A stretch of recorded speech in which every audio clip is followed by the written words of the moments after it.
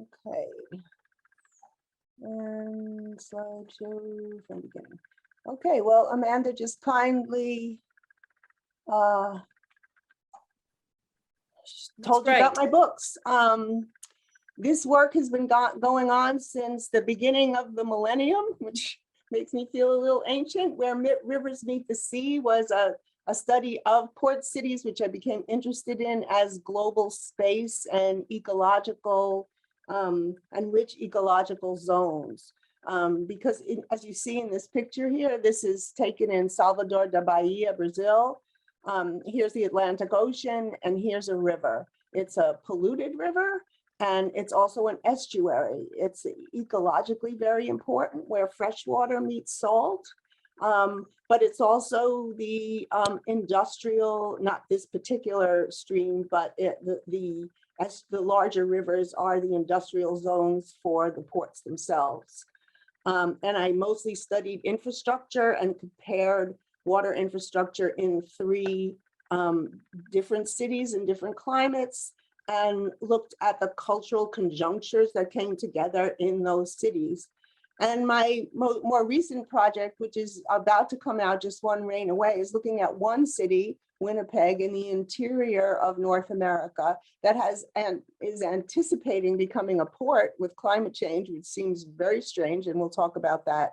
And in this one, I focused on one particular kind of water infrastructure, flood control. So this talk comes out of my work in these 2 big projects, also in a couple of research networks, most particularly the Ice Law Project.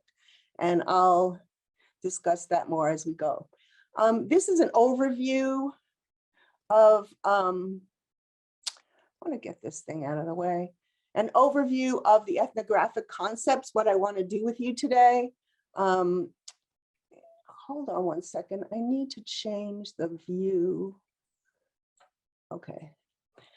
Okay, what we want to do today. So as an anthropologist, the kind of anthropology I do is called ethnography. And as you see from this star here, it's a mode of data collection and analysis grounded in, these little signs keep getting in the way. Sorry, I haven't done this for a while. It's a mode of data collection and analysis grounded in the lives of the people and the places that you want to study. So we do field work and we go places and we try to understand things from different points of view. And what happens is when you do that, is that you can flip the way you usually see things and see it from the point of view of people who are experiencing it. That's the main impulse of doing field work. And the analysis comes out of that flip. And I hope to mimic that kind of thing in the talk today by moving from the mid-latitudes of the continent to the poles.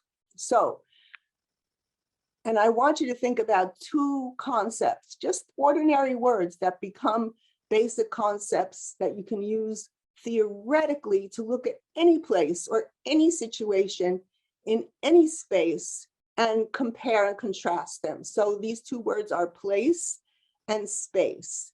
And we're using these 2 words to think about the political ecology of water in 2 cities dominated by global container shipping points. And I'll define political ecology in a moment, but let me just give you the geographic context of the talk. First, we're going to look at Port City on the edge of the South American continent, Santos, big continent, tiny city.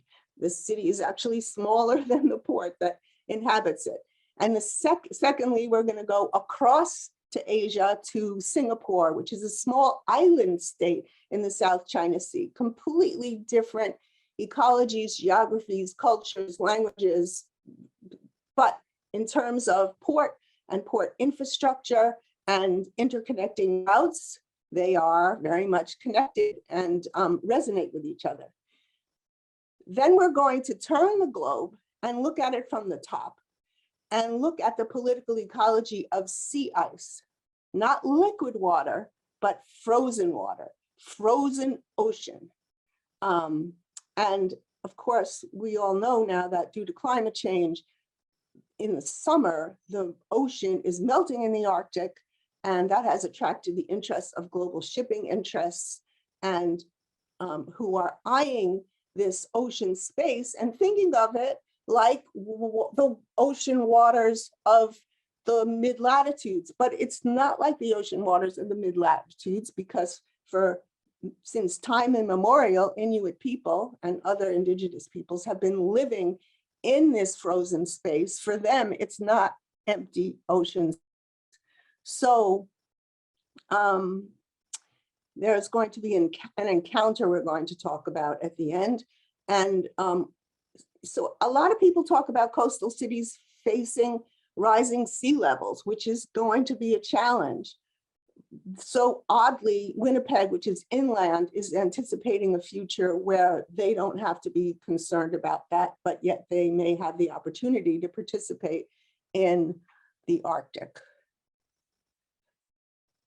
Okay, so historically, and now I'm defining port cities for our purposes here. They're globalized aquatic edge spaces. In other words, if you go to a port city, there are many global links that are very explicit. I mean, everywhere in the world has been globalized to some extent. But in port cities, it's very, you can see the buildings that are connected to these giant global multinational corporations. And they're on the edge. This is the literal edge between land and sea. And that edge is a very, is a very culturally specific way of imagining space and territory and but we think of it as universal, and we're going to talk about how it's not really universal when you think about places that are frozen. But okay, so globalized aquatic edge spaces, they're densely inhabited places. Port cities attract a lot of people. They're very industrialized. They're centers for jobs, and they're also places where people can fish and live, and they're historically the places where some of the first places where people start to build cities, and they have distinctive political ecologies. And I want to talk about political ecologies for just a second, because I define it very, very loosely. I was an ecologist before I became an anthropologist. And when you're an ecologist, you go places and you try to study animals and plants in nature, right? And their relationship. But I realized early on in my career that you can't separate nature from what people are doing, from human influence, and that human influence is always political. So all ecologies on the planet are political because all are changed and changing with human activity.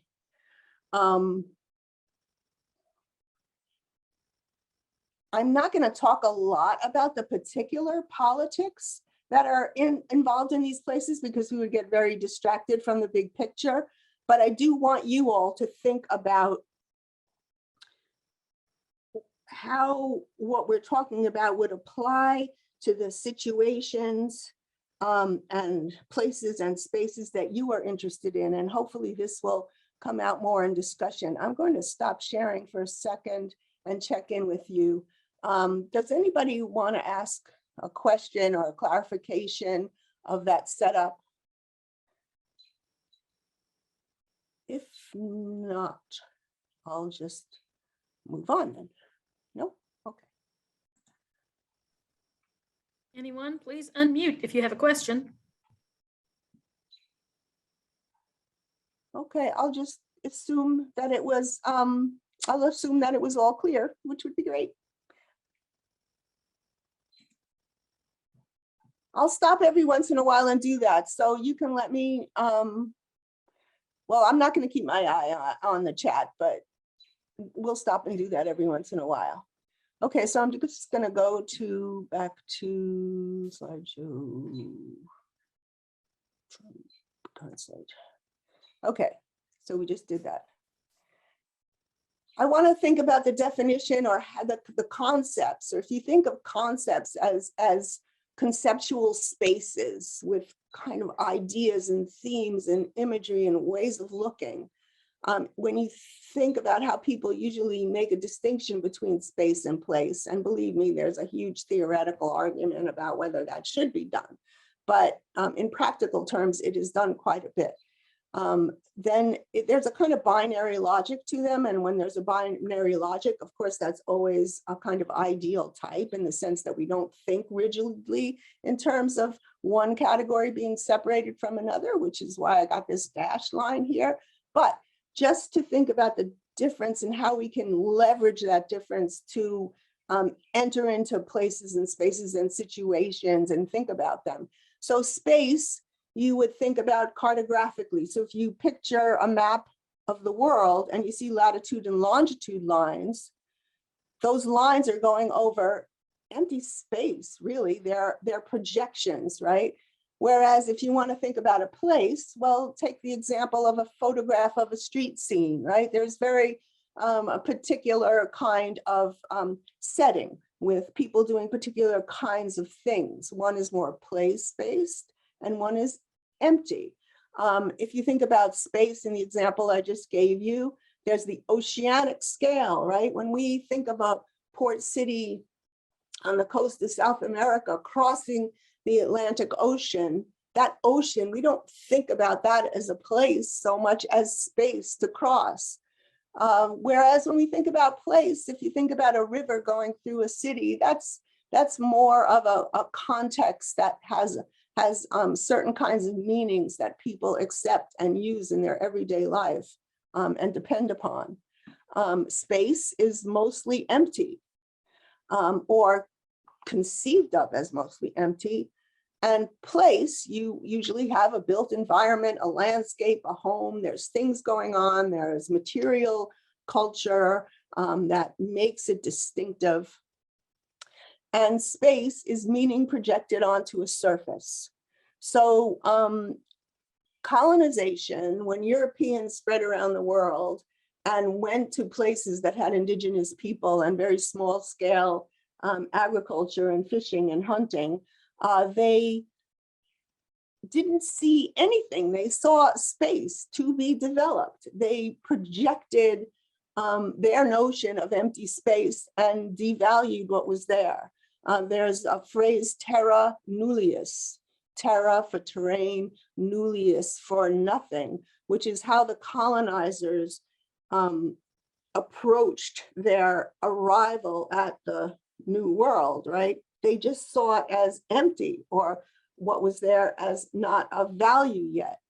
When we think about, so there's a whole political and historical analysis that can be done using this notion of the colonizers' sense of space versus the indigenous sense of space. And we're kind of going to be building on that when we talk about global shipping later.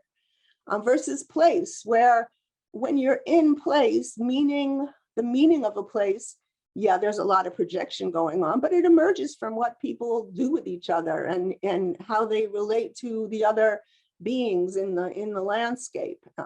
So that's space and place. Those are our basic analytic categories that we're going to use to look at these different spaces and places. So first we're going to Santos, Brazil. And I want you to see this in a cartographic framework first. I know this slide is busy. I'm going to unpack it, but I want to start here with just the basic concept about shipping. So we're going to talk about multimodal logistics, and I want to define that for you. So in the 1970s, the container revolution began and completely transformed shipping and port cities. Ships began to carry containers, and you can see containers on this slide.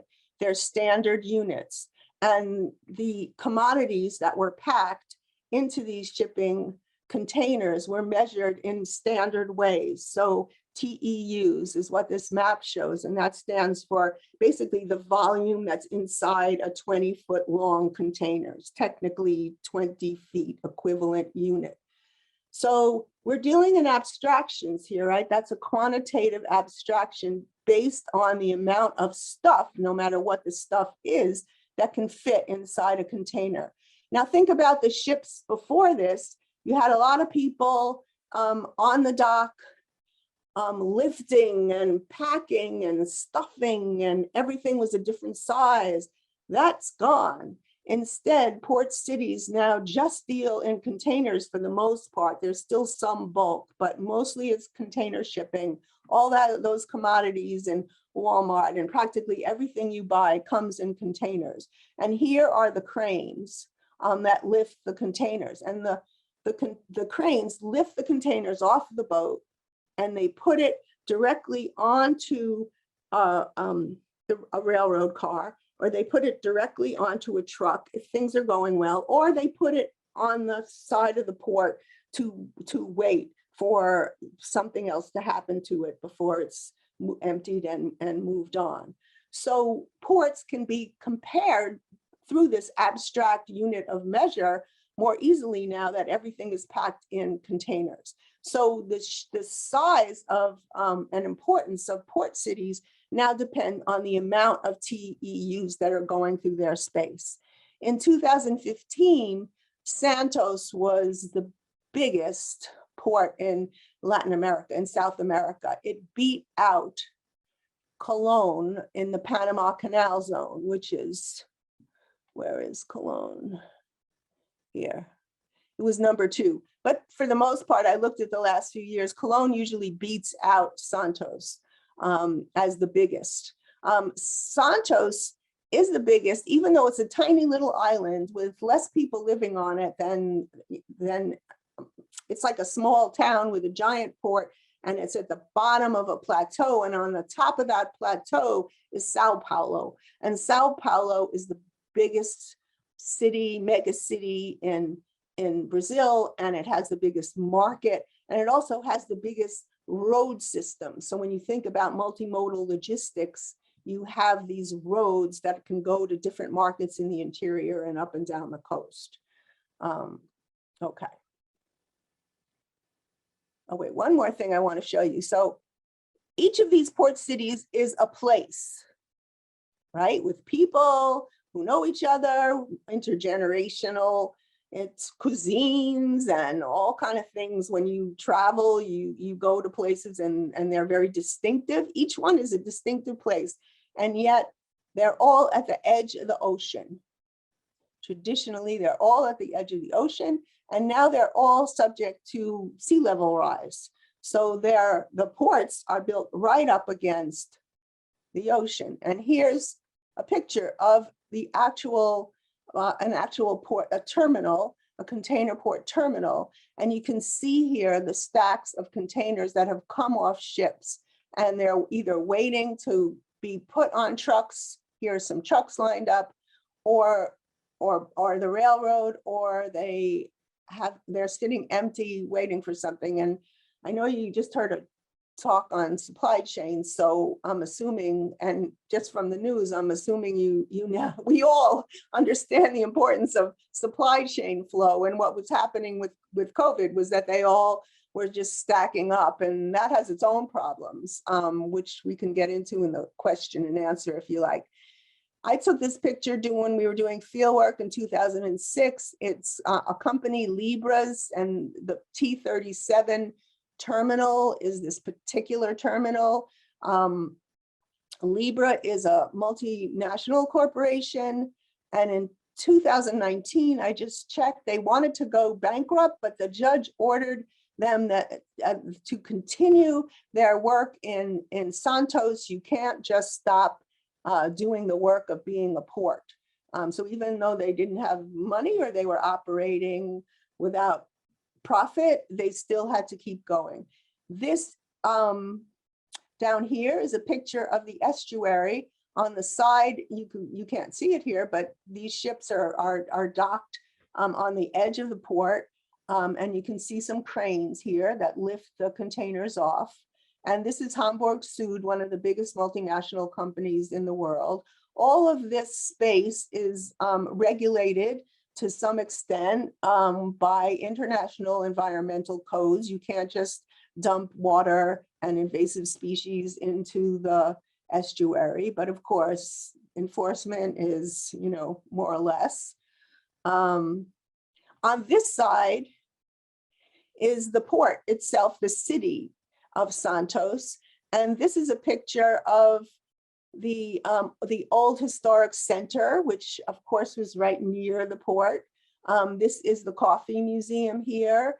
Brazil in the 1800s was the biggest supplier, and the state of Sao Paulo was the biggest supplier of coffee in the world. And it's a commodity that is central to the history, dependent on slavery until the mid 1800s sometime. Yeah, so just think about this colonial slave-based history that's still encoded in this architecture. We had a question. Okay. Todd Lindley would like to ask, when you say the biggest port in Latin America, Santos beat out Cologne, do you mean the busiest, or is it physically enlarged, hence making it bigger? It's TEUs, just number of containers shipping through there. So it's not physically the biggest, probably, although I don't know what that measures. So sorry, that biggest measured in terms of TEUs, the volume of goods shipped through the containers.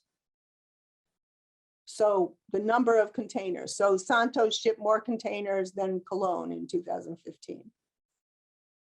Okay. Okay. All right. Thank you. Any other questions?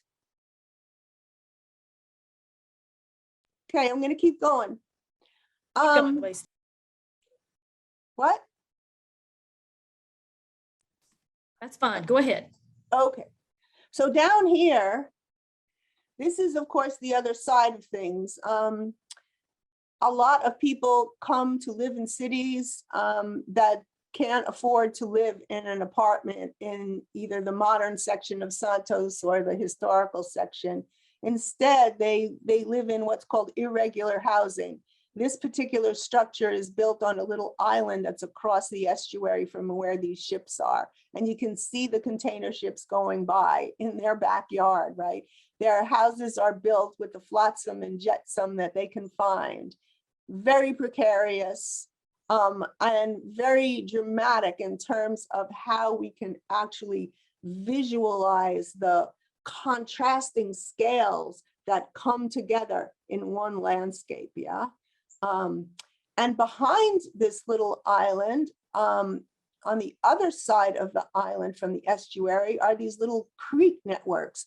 And in the creek networks, there are illegal drug traders who ply drugs coming in and out of Brazil from these giant container ships, but not regulated, right? So just as the environmental codes may be in place, but people are still dumping their ballast water into the estuary when no one's looking, there's also illegal trade in drugs going on in addition to the legal commodity markets. And these flows of legal and illegal goods across water, of course, are using water as a platform, as a space, and as a context in which to hide or store or play or do all the things. Santos is also a kind of Atlantic city of Brazil. People come for vacation. So I want you to think about this, back to the political ecologies of it, as toxic fixities and flows. And in that sense, fixity means things that don't change. So coffee is still important. It's sort of part of Brazilian culture. The inequality, the severe inequality that may have been inherited from slavery through the descendant generations is still visible. So there are kind of continuities where Santos is as an island isn't moving. I mean, if you want to be literal about it, those are kind of fixities, but they're all kind of flows. And so when you think about ecologies and when you think about human affected ecologies or anthropogenic ecologies, you have to think about all these different things. So all the living organisms, like the kind of mosquitoes that carry dengue fever, that breed in containers that may have holes in them and make little pools of water that infect people in Santos, right? You have these flows of the aquatic habitats themselves. Water is a flowing element, right? You have money flowing and you have commodities flowing. That's the whole idea of port cities. That's the industrial elements of port cities. You have containers. The containers are moving or stuck. The ships are moving or stuck. You have information flowing, technologies and technological know-how, expertise. You have international workers that come through these multinationally owned ports to these different places to work. You have different languages coming together, cultures and politics. All of these have both stabilities and instabilities, fixities and flows. And you can't see what this says here, but I want you to note that this is the estuary. There are creatures living in here that have evolved to live in this mix of salt and fresh water. And this is now the kind of estuarian ecology. I want you to think now of, when you think ecology, not some nice forest somewhere untouched with the birds and the frogs and the beautiful trees. I want you to think this is the estuarian ecology that we humans have created in these port cities. Okay. One thing I discovered and used in terms of my fieldwork logistics was the idea that global shipping companies, like everybody else in cities, depend on three basic forms of urban water infrastructure. If you're a big multinational global shipping company, you would not go to any city that did not have these three infrastructures in place. And so the designs for these tend to be similar everywhere.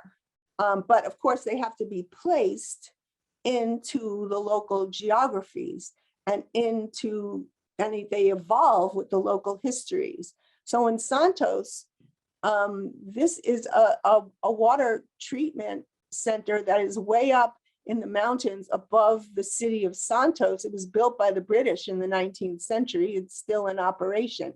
The water, the potable water that's treated from up above comes down into the city, and there's a tunnel that goes around this mountain that's on the edge of the city. So you see these little jiggly things, that's the pictures of buildings. So this little mountain behind it has a tunnel, and the tunnel brings the water into the city. Every port city has some kind of arrangement for getting fresh water. Some might take it right from the river. That's usually pretty polluted by the time it gets to the city and with the historical pollution that has taken place. So potable water, you have to have a sewage system. You have to have a way of collecting sewage and treating it. This is a sewage plant that's upriver from Santos. The sewage plants are very similar in every place you go. Just like the water treatment plants are very similar. This is global technology that has been in circulation since the 1800s, and the British are responsible for a lot of it in Latin America. This picture down here, I hope you can see it. It's a historical photo. In the background, you can see that hill where the water tunnel is.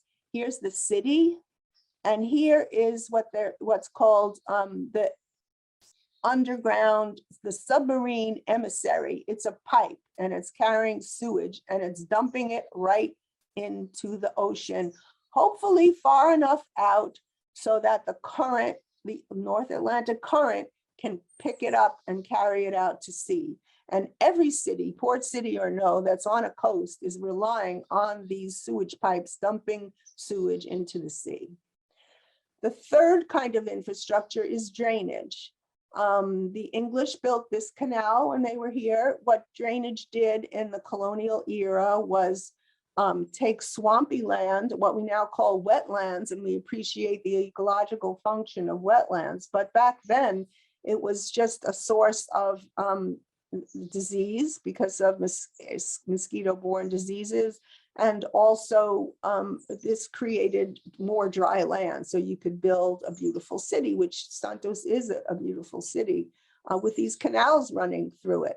And down here is a map of, you can see how the canals cross-cut the entire peninsula that Santos is on. This green part is that hill again, and this is where all the buildings are, and the canals drain the water. So when it rains hard, the water goes into the canals, and some of it goes directly out to sea, some of it goes into the sewage system, and then out to sea. Okay, so that was Santos. Now I want you to think for a minute about the shipping routes that cross ocean spaces between port city places. And so here's an example of a shipping route that will take us from Santos, where we just were in South America, across the North Atlantic, past the Indian and African subcontinent to the South China Sea to Singapore. This is a long route. It goes back and forth, and then they go up to Shanghai, which is even bigger than Singapore by TEUs. But this is the busiest shipping port area in the world, the South China Sea, and it's very contentious for a number of reasons, been in the news a lot. This is a map that is put out by CMA CGS, which is a maritime and logistics business. They're in 160 countries. They have 400 offices, 750 warehouses, 130,000 employees, and a wide fleet of 566 vessels. And they serve 420 of the world's 521 commercial ports and operates 257 shipping lines. This is what a global company looks like. They have employees everywhere. Those employees live in particular places and probably learn to speak the language and eat the food. And even though they may come from very different cultures, they integrate in the cultures of these cities. And that's why port cities are very interesting, dynamic cultural places where cultures and peoples from very many different places come together. But if you are thinking like you're the maritime and logistics business globally, you can't get down in the weeds of particular places. You're thinking about these routes across spaces. And this is, see, it's just empty. Okay, that's the logistical mentality. Okay, so let's unpack this. What I want to talk about is how we've engineered the oceans for global shipping efficiency, and how with all the surveillance technology we have now, we can track global shipping across space in real time. Okay, and we're focusing here in where most global shipping is, which is in the mid and tropical latitudes of the planet. So here's the planet laid out flat, and you can see that all the activity of the ships, all the routes are in the middle of the globe, so the fat part of the globe. And I want to point out these engineering, what were engineering marvels and still are, built in the late 19th, or not, well, the first one was the Erie Canal, linked the Great Lakes to the Hudson River and New York City, and thus the Atlantic, that's here, built in 1825. So this took back and forth all the goods and whatever was being traded in the interior of the United States and from the Midwest to the Northeast, and connected it to the ocean. Then came the Suez Canal, which linked the Red Sea and the Mediterranean Sea, was built in 1869. The Suez Canal, oh, here it is, the Suez Canal, right? This is Singapore. Here's the Suez Canal. I think you probably all remember recently when that big container ship got stuck. I think it was called the Ever Given. got stuck in the Suez Canal crosswise and how it stopped global shipping for 3 or 4 days and what a disaster that was. If you look at this chart, which was put out by Lloyd's Register, by the way, and is from 2010. This is the ships from 1 year, 16,000, almost 17,000 cargo ships being traced here. The most trips, so the code is, the more yellow it is the more intense the route. So over 5,000 journeys for the yellow. You can see the yellow, which is the most intensely used shipping lanes, is coming from through the South China Sea, through the Suez Canal, through the Mediterranean, then across to North America, and then also through the Panama Canal, and then back around again up the coast of the west coast of the United States and back to Asia. So the Panama Canal, which was built in 1914, then enabled those ships that could now get from Asia to Europe to now get to the west coast of South America and North America through the Isthmus of Panama.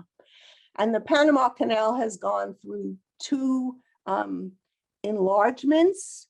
And so to get, because container ships have gotten bigger and bigger since the 1970s, the first time they enlarged it, it was made big enough for what they call Panamax ships. So like Panama, but Panamax, MAX, bigger.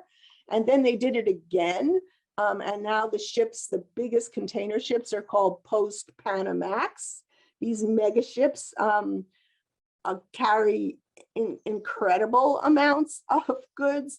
And the Ever Given that got stuck in the Suez Canal was one of these post-Panamax ships, because, you know, we create a giant canal over here. That doesn't mean the rest of the system is adequate. So there's always this race to make things bigger. Of course, now with COVID and the collapse of the supply chain and everything that happened, perhaps we may be thinking all of this. So this is well before any of that happened. Okay, so now going to the right, this is the island of Singapore. It's a tiny little place with a huge amount of shipping. This is the Singapore Strait, and it's crowded. This is the marine traffic in the Singapore Strait. Like, you have to maneuver really carefully through here, and there's not a lot of space in between Singapore and Indonesia, right? Crowded. All right, now we're going to go to Singapore in the South China Sea. So here's the actual port zone. I'm taking this picture from the corporate executive suites of the Port of Singapore Authority, the PSA, and that's basically the national port. Evergreen is one of the biggest multinational port companies. What's happening here is that Singapore is such a tiny island that they create space by going in the region and getting sand from other countries or other islands and bringing the sand to Singapore and extending the island in space so that they can put more containers and dock more ships. But remember, that's a very crowded place. So the more they extend outward, the less space there is in the water for ships to maneuver. So it's tight. It's very tight. Singapore is also culturally a global place, and yet it is still distinctive. So you see these elephants here. This was the sculpture in the executive suites, and the elephants, of course, are Asian elephants, and so they are symbolic of the regional culture. And these elephants are painted with containers. So the idea, the symbol of the container as a trading power, as a financial engine, fuses with the image and power of elephants from Asia to create this global symbol, this sculpture. This is a picture from a mall, And this set of legs go all the way up to the ceiling. To me, they kind of represent the idea of globality and how it's infused and enlarged the everyday. Here's a person, you can see the human scale. Everything is way bigger than the human scale, but becomes part of everyday life. And here is a water fountain. This water fountain is part of the potable water system of the island, which I'm going to explain next. Okay, so remember I said every city needs to have potable water, drainage, and sewage systems in order to be effective.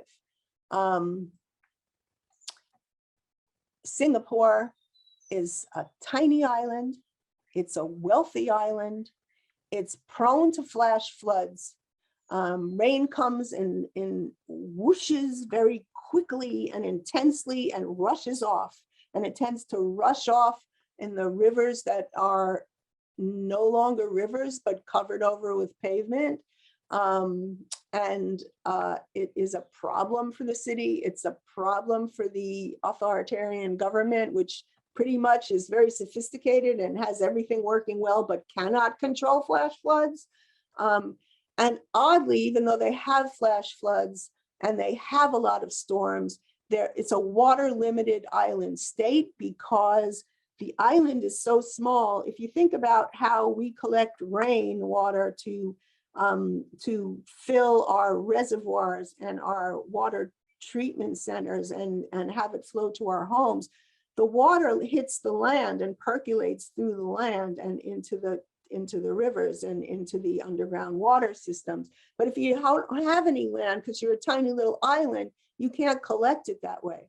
So what Singapore has done is basically closed off the fresh water from the sea and created what they call a water loop, where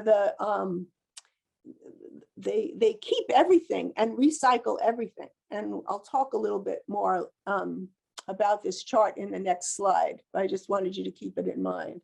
So let's start with the drainage. The rain falls, and it doesn't just fall into the river and go out to sea because the sea is closed off.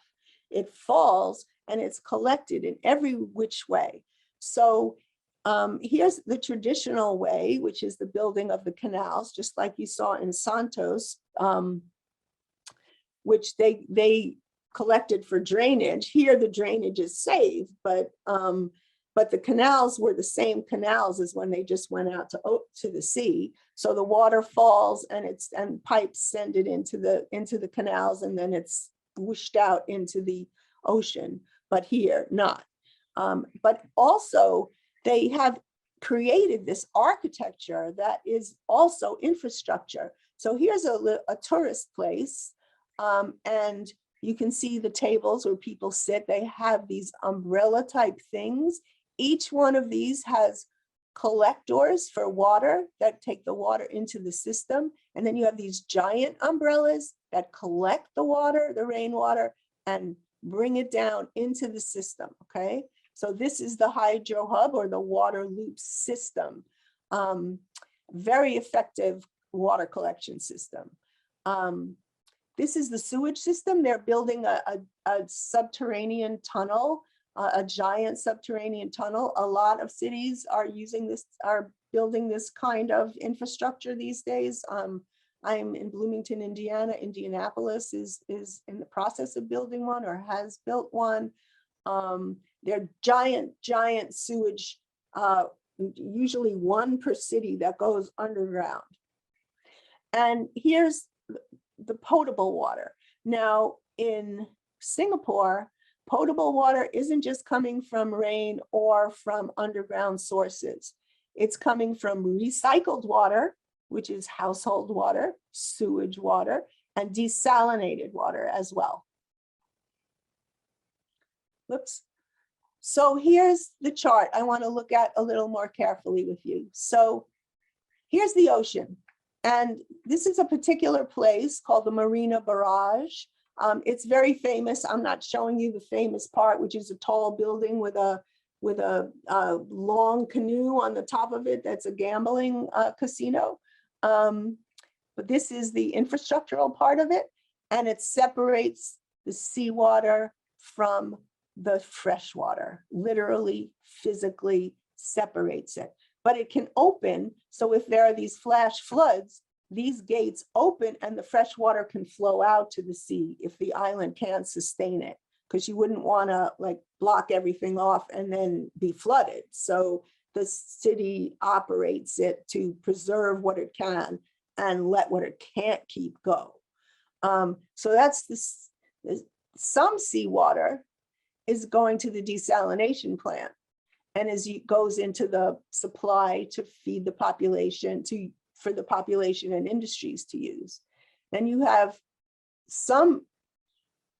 rainwater, which is collected in those canals and other infrastructure I showed you, and that's connected and it's sent to be treated with potable water, and it's put together with the desalinated water and with the new water, which is used water, which is an euphemism for the sewage and gray water, which is sent to a treatment plant and used here. So everything is kept that can be kept. These places, freshwater spaces inside the island, also create distinctive places within the island. So this Marina Barrage is a cultural center, all kind of things going on there we don't have time to talk about, but it's a cultural center, distinctive place with an international reputation. This is a park in the interior of the island, not so much for tourists as people who live in these tall buildings, many of whom used to live on the river and then were taken off the river so that it could be cleaned and turned into this hydro hub. Now they live in tall apartment buildings, and yet there are these amenities, these parks that are part of the freshwater system and are used in terms of creating these nice places for people to walk and enjoy the outdoors. I call this an enclave ecology, and it makes perfect rational sense if your main goal is to keep fresh water.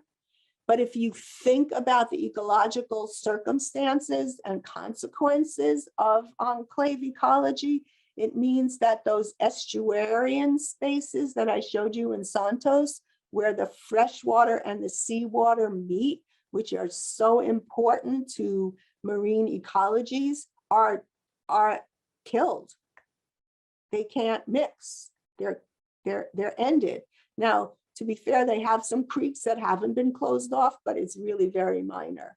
So you're sacrificing that estuarial maritime ecology, essential to the reproduction of many animal and plant species, in order to prioritize human needs for water. And that's the trade-off you're making there. Okay, now I want to do the flip. How am I doing on time? Let's see. I have 10 minutes. Okay, I'm going to go fast. Flip your point of view. So you know how when we look at a globe, we usually look at it sideways, and I want you to flip it so that we're looking at it from the top of the globe, from the North Pole. And that's what you have here. Here's the North Pole. This is the Arctic Circle. 60 degrees latitude is another arbitrary cartographic projection onto open space. Another way to define the Arctic Circle is the tundra line, which is what this natural historical, this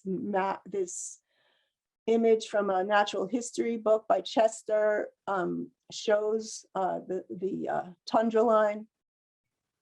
So when we flip to the top of the globe, which for millennia has been a frozen ocean and is still frozen for most of the year, where indigenous people have lived sustainably for millennia or since time immemorial, it's a different kind of place. All these assumptions that we have about what empty space is really don't apply if you're thinking about it from the indigenous perspective. So we're going to go to a particular part that I'm most familiar with because I worked with Claudio Aporta and Aldo Kirkup on the Ice Law Project, and this was their terrain, the Canadian Arctic Archipelago, homeland of the Inuit. So just quickly to give you an idea here, this is a historical photo, this is a contemporary photo. This woman with a baby on her back is fishing in a small tidal crack, which means that this is an ice flow that goes way out here, and somewhere out here it meets the sea, liquid sea water, and that seawater is creating this crack. It's not arbitrary. It probably happens more or less in similar places, and she knows how to navigate to get there and to how to fish in this place. Because if you think about it, all this is ice, right? And so how do you fish? You have to have ways you have to find ways of opening the ice, either that or finding openings already there, and that's what she's doing to fish. Here in this contemporary photo, you see that the technology's changed and the Inuit are using the most modern GPS and transport technologies. They still are using sled. And they are probably going out to the ice edge, because at the ice edge is where you will find the maritime, the big mammals like seals and walrus and whales to hunt. But they also know how to navigate this landscape of ice. Here's an example of an image of how ecology works in the Arctic maritime. Don't have a lot of time to talk about this, but I want you to notice a few things. One is, this is the ice shelf. The ice shelf, I mean, it looks like it's just ice, but it is part of the architecture for all these living creatures to exist on. And the foundation of the whole ecological universe here are algae that grow on the bottom of the ice shelf. And then little zooplankton come and eat the algae, and fish eat them, and birds come and eat the fish. And the walrus here is hanging out on the ice shelf, and the polar bear is walking on the ice. And this is multi-year ice, which means the ice that never melts, right? With climate change, multi-year ice is getting less and less, and the ice shelf is getting smaller and smaller and getting mushier and mushier, and polar bears and walruses are having a hard time finding stable land. Because you see, in order to get the fish, remember the lady who's fishing in the tidal crack, you have to get to the water where the creatures are. So you have to work out on the edge. But if the edge is getting softer and mushier, you're going to have a harder and harder time. Okay. So I want you to think back to that other map I showed you. This is 1 year in 2010 of the 17,000 cargo ships that are going in the mid and tropical latitudes. And now they're saying, oh my goodness, if the Arctic melts, we can get through there and we'll have shorter shipping routes. And so this is what global shipping companies are looking at. They're seeing a northern sea route through, and this is Russia. Russia has the largest area of the Arctic, seacoast area of the Arctic. This is the northern sea route. This is the city of Murmansk. This is the Yamal Peninsula is where all this gas is coming from. They built giant pipelines. This is Siberia. This area here is of the Arctic is Siberia. And it's a small, the northern edge of Siberia. The pipelines go from Yamal to Europe here, and it's very much in contention. So shipping companies are waiting for this to happen. And this is on the Canadian side. Canada is the country with the second largest coastline. And this is the famed Northwest Passage, which we can talk more about if you like. This is the Canadian archipelago. And so ships want to go across the top, the transpolar route. You see, even in 2019, when the sea ice extent was very, so in September is probably the least amount of ice that exists now in every year, because it has melted all summer, and then it'll start getting cold again, and all of this will freeze up and you can't get through without icebreakers. So they're imagining a transpolar route. This route doesn't exist yet. These do. Not much traffic is going there yet, because these, for a lot of reasons, which we can talk about. The point I want to make here is that I think this is Lancaster Sound in here in the Northwest Passage. This is Lancaster Sound, but it's a map made by Claudio Aporta, who's an anthropologist who works with the Inuit. And these orange routes, this is their routes. Now, Lancaster Sound is frozen for most of the year. These are their sled routes. So we look and we may see this as water, and global shippers may see this as water that is empty space that they can just pass through. But these are actually the routes that indigenous people use to move around. Just like you'd get on the highway and get in your car, they're sledding across this.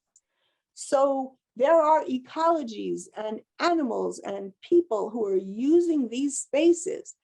And then on the other hand, there are global shippers who are just passing through because it's the shortest way, and they want to save money and time and fuel.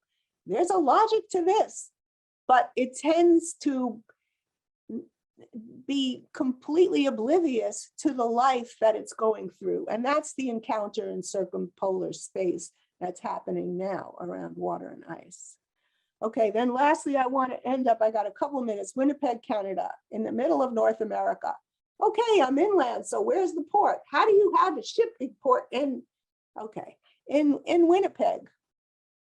Here's Winnipeg. Remember multimodal transport? Well, they figure the ice is going to melt. So let's do this one first. This is how they're imagining cartographic space. That in the summer, they're going to be able to have ships come from Murmansk or Yamal and go across into the Northwest Passage, land in Hudson Bay, which is here, and get on a railroad, and then key into all these railroad and truck routes throughout North America all the way to Mexico. This is like the NAFTA map, right? And one of the ways they do that at the beginning and now is by using icebreakers. These icebreakers, there's no laws governing ice breaking, because the laws that govern the sea, UNCLOS, the United Nations Convention on the Law of the Sea, never thought about ice because shipping was in the mid and tropical latitudes. So what is empty space for global shipping is actually the places where Inuit livelihoods and lives take place. This is the contact zone. This really needs to be rethought. Okay, so here's my conclusion. Concepts of space and place are not universal. It depends on what part of the globe you're at, whether there's ice or water as an ocean. The ocean is not empty space. The ocean is full of place-based life processes. And Phil Steinberg, who ran the Ice Law Project that I was part of, his first book in 2001 was exactly about this. So water and ice, fresh, salty, and mixed, these are all aquatic environments. They're all home to living political ecologies. And I really hope that you will become attuned to these. And also, I want to leave you with this important argument. I think global shipping companies should prevent harm to the rivers and coasts of port cities and places they may misperceive as simply routes through empty Arctic spaces. And this picture down here is ice looking from below at the algae growing on it. And that's where I shall stop. All right, Dr. Kane. Yeah, we will open it up. Trying to find my stop share button. Here we go. Yeah. We will open it up for questions. Great. Please unmute and ask your questions.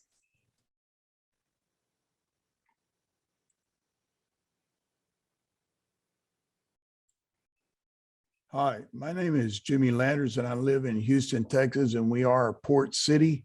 And I can relate to a lot of things that you're talking about in other countries we have going on in the Port of Houston, but it's not as bad as it was in the 1970s. In the 70s, it was really bad, but we have changed a lot in our environment and through the political sciences and ecologies and such, we have changed a lot in our Port of Houston. Great. Can you talk about a little bit what the dramatic difference was? Of course, in the 70s is when the shift to container shipping happened. Was there more regulation of pollution? Well, there was a lot more pollution in the 70s. I'm a pipe welder, and we used to go down to different chemical plants and weld. Well, they had to dig underneath the pipe to create holes. Well, there were already big pools of gasoline there that it was being pushed up from the salt water.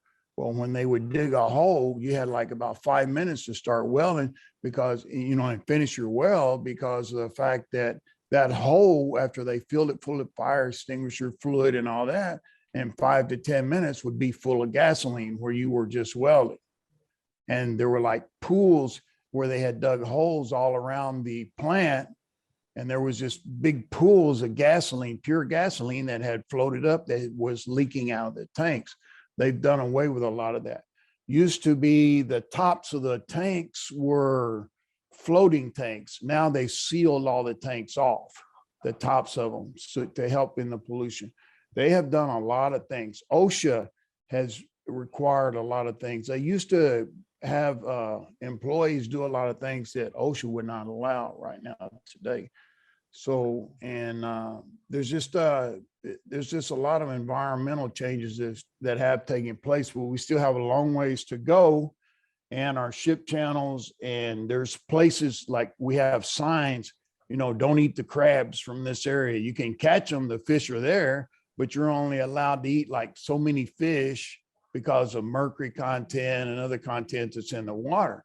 So we still have a lot of way to go, a long ways to go here in Houston and our Port of Houston, but they're doing a great job of remodeling the port, building areas for import and export of container ships. And I've worked a lot myself on the Port of Houston, in the Port of Houston, doing things. And it's really interesting to be there and see it take place. But I'm 68 years old today. In February.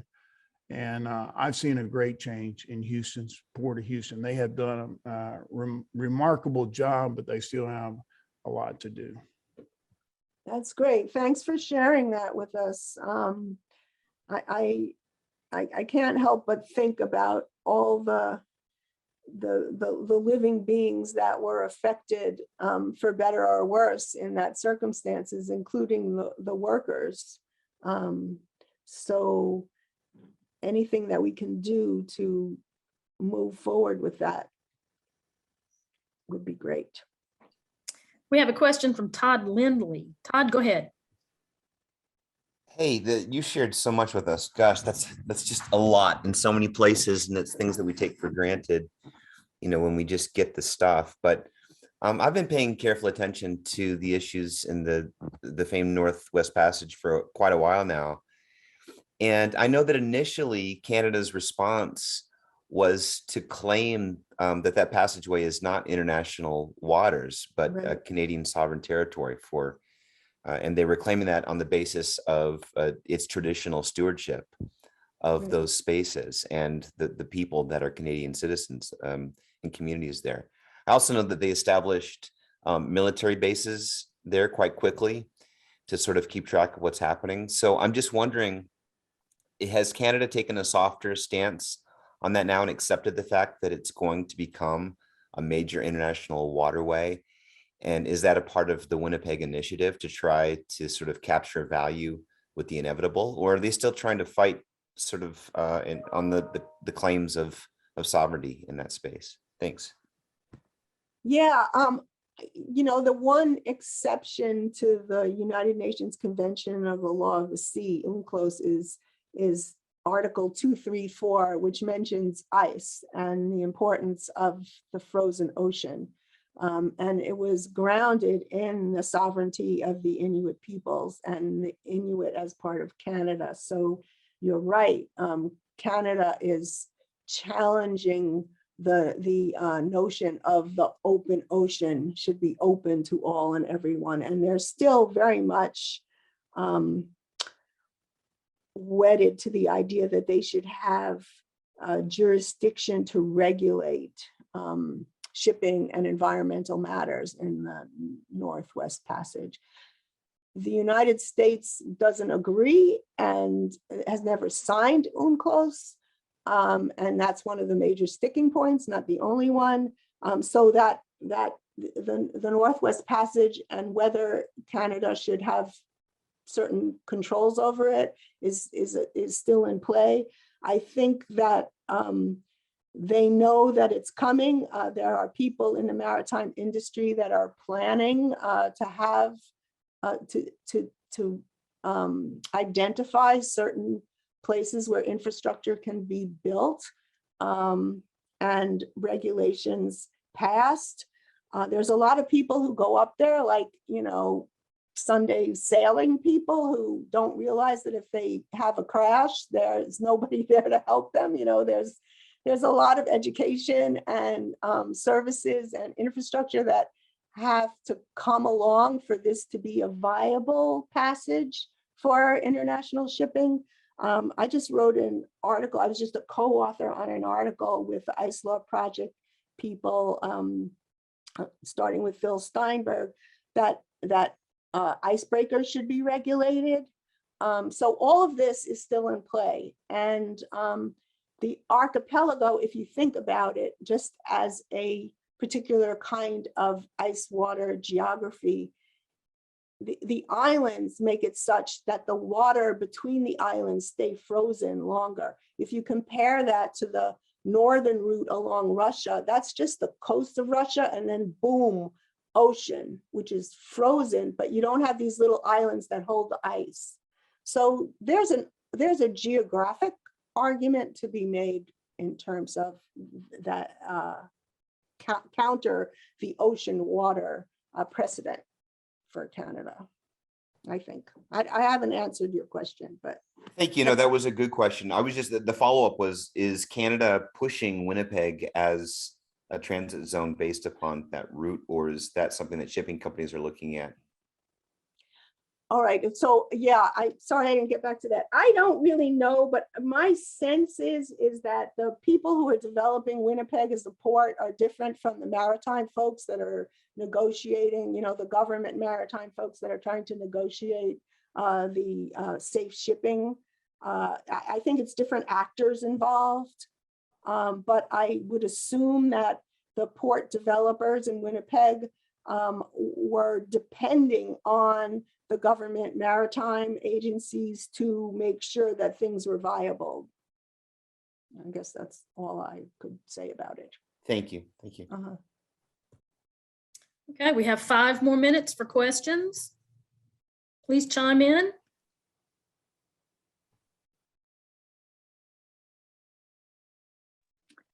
Hi, I have a question about desalination. I don't know how much you know about it, but I'm wondering how advanced that technology is. I mean, is it practical to use that more broadly in the future? Because it seems ideal. And I know I've, heard about it for a couple of decades and that it's possible. And I've heard different things, about how expensive it is. So can you add any information about that? I'm not sure I can add anything other than it's very expensive in terms of energy. So it's there's a big literature on it, and I don't know the literature, but I know that some countries like Spain are desalinating more. It's becoming perhaps more common, But I think the use of fossil fuels, and which it costs a lot to use, both environmentally and economically. And I can't tell you more than you know, I don't think. Okay, yeah, and that makes sense. I mean, because there must be a reason they're not doing it, so that makes sense. Well, Singapore is always like on the cutting edge of experimenting, and they have the technologists who are on the cutting edge of these things come to Singapore and have these little projects, but I don't think that it's gone much beyond that. Okay, we have a scaled up. question. Yeah. We have a question from Chris Seraphin. Hi there. Hi. I just had a quick question about like sewage treatment plants. I'm just not sure how they, I'm not exactly sure how they work. Do you know, do they like dilute the toxicity of the sewage prior to shipping it out, you know, directly into the ocean? Or does it just kind of get collected in one place and then get like sent out? Do you happen to know more Well, about that? that question was making me crazy when I was in the field, and I kept asking everyone, you know, what is this? Well, how is this sewage being treated before it goes out into the ocean? And basically, it's either not treated at all or treated with some bleach. What the treatment plant does mostly is separate the solids from the liquid before they send it out. But there's no magic bullet to the toxins in the water. So we're definitely putting a lot of pollution of all sorts, chemical, biological, into the oceans. And places like cities like Los Angeles, Long Beach, there's like a zillion pipes going out into the ocean. And really, there's no special treatment for pollution. So I'm really concerned about it. I mean, how much can the oceans take? That is a great question. Thank you. Seems like the oceans are becoming garbage dumps. Yeah. Yeah, I think we might have time for one more question. One more?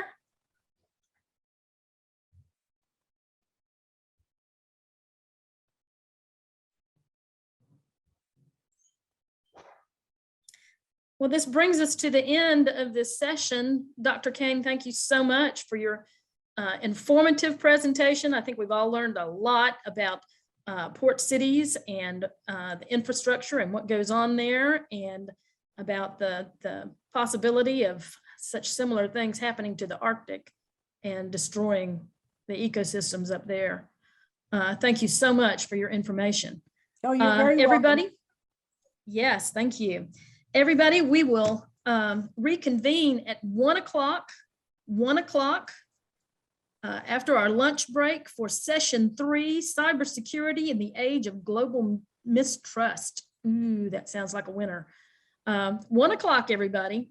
Thank you so much. We will see you all then. Bye-bye.